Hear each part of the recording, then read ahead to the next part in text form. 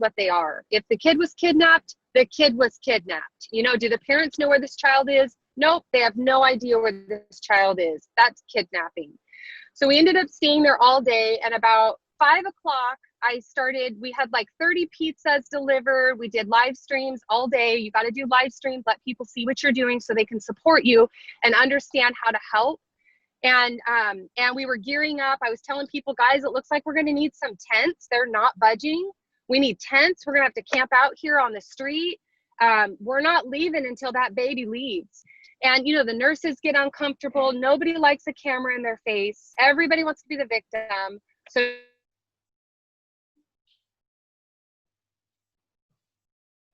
good story. Yeah. Figures it shut off right at the climax.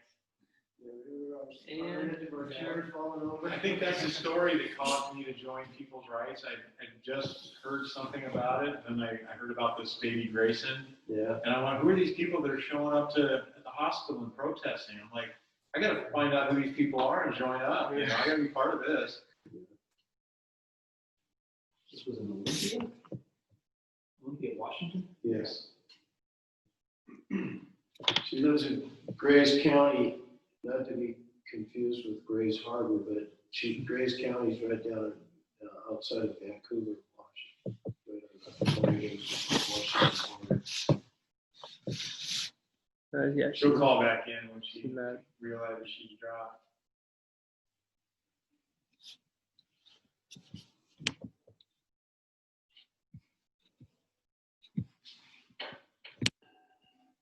But she made some good points too about, you know, you're coming to help somebody you know, rather than someone you don't know. I mean, that's really what this is about, this networking too, getting to know each other. I mean, Yeah. it's nice. We're kind of starting at 6:30, but having the 6 o'clock meet and greet so we can all get to know each other's faces, their names, you know, exchange numbers if you're comfortable with that, just contact information. But it'll help a lot. I mean, I've always said, you know, if someone's breaking into your house, who do you call? You call the police, but what if it's the police that are breaking into your house? What if it's the hospital that's kidnapping your child? Who do you call? You know, we were adopting a baby, and the hospital didn't like the way things were going and wouldn't let us take possession of the baby.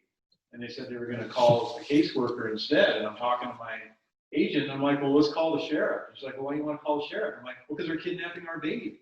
You know, they won't let me have my baby. What do you call all it? right, I'm coming back on. I'm sorry, guys. That's All okay. right. You guys hear me? Yes. Yeah. We were all falling out. I'm back. I'm sorry. My batteries always die. I'm the most unprepared activist you will ever meet. That's just the way I am. I'm sorry. I'm just about home too, so I'll be in the light soon. Anyway, so we were making it very clear we were not going anywhere. We were going to camp out there all night if we had to. And these nurses hate being filmed. We film everybody who comes and everybody who leaves. We do the same thing at police departments. I do the same thing at jails. Anybody who is participating in the crime is going to be called out as a participant in a crime. It doesn't mean that we're mean to them. It doesn't mean we threaten them. We don't want any harm to come to them. But at the same time, we never want to make light of individual responsibility.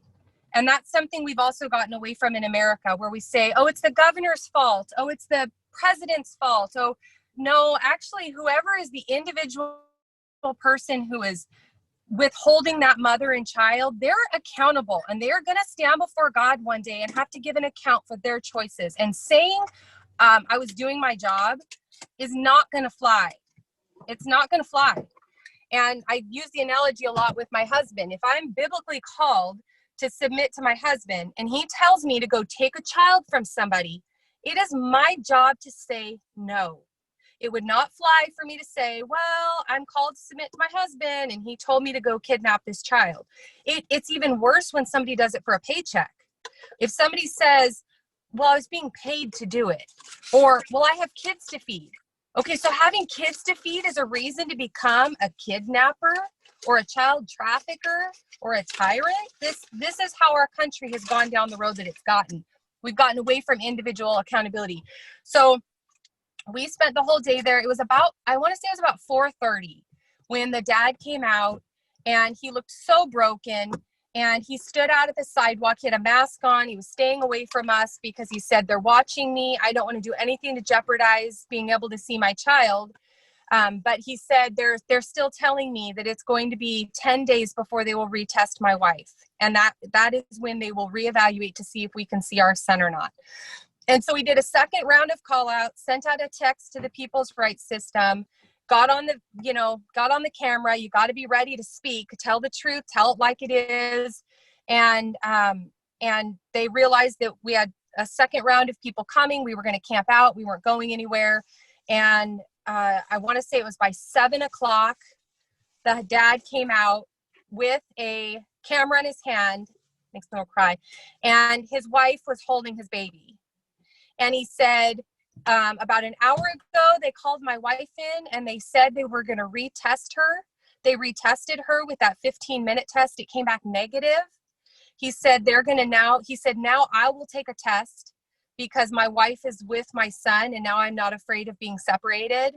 So he took a test and it came back negative. And I want to say by 9:00 that night, we were all on the road heading back home to Clark County. Now, we've had other situations like one that happened in Florida where the family stood. We reached out. I said we were going to get on a plane and come to Florida and help the people there. Was it Florida? Why am I thinking it wasn't Florida? Ohio. It was Ohio. I'm sorry. It was twins. Same situation. Twins were taken. And I said, we'll get on a plane and we'll be there. And from Washington, just the simple threats that I made to show up and hold them accountable, they started working with the parents, and they told the parents, if you call those people off, which the parents were like, I don't even know who these people are. They just came out of nowhere because they saw our video. And they called the parents and they said, if you call them off, we will give you a video of your twins. They had not seen the video of their twins. I think they were at like 2 weeks since they had been separated because of a COVID test. And so the dad called me and he said, because of everything that's happened today, they're now saying I'm going to get to see a video of my twins, but they're also telling us that we're only going to get to see it if we publicly say we do not want you guys coming to Ohio and that we sever from you guys. And I said, you do whatever you have to do to see your son, you do it. But I'm telling you, don't negotiate with terrorists. They're not going to honor their word. Expose what they're doing, expose it. If they say sever from those people and we'll see your son, go on the media and tell them. They told me the only way I can see my son is if I denounce this group called People's Rights. Like, expose it. I'm telling you, it works. This is what the father in Olympia did. He had a thread going on his Facebook, and every time the hospital would threaten him or say something, he would post it.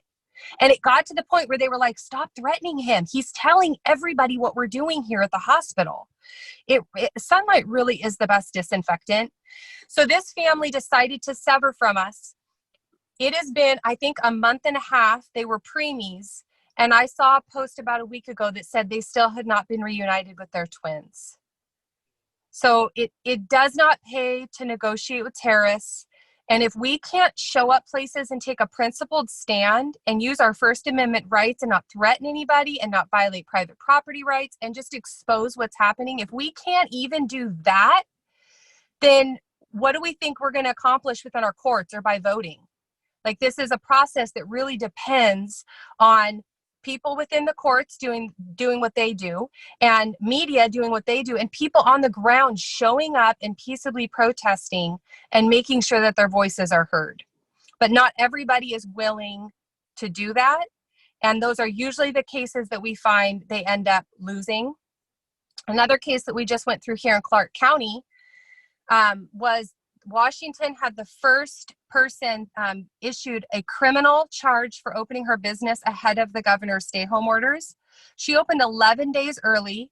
She had received no unemployment. She's a dog groomer. She has no employees. She does one dog at a time. She had started her business, had nothing, put everything into starting this business, and like a month later, COVID happened. So she sat at home and waited for weeks and weeks and weeks. No money came. She wasn't being approved because she had no employees, so she wasn't getting any PPP money. Finally, she made the decision to open. And she contacted a few of us locally, and we had a rally for her, and she opened. And they ended up 2 weeks later, City of Vancouver police went ahead and issued criminal charges on her. She was facing a year in jail and I think a $5,000 fine. That case took about 2 months of protesting. We started out at the city hall protesting, but nobody was there. They were all locked in. They wouldn't let us attend the city hall meetings. At one meeting, I took caution tape and wrapped it around the whole building because I thought people need to know what's going on in this wicked place. They need to take caution before they enter this building.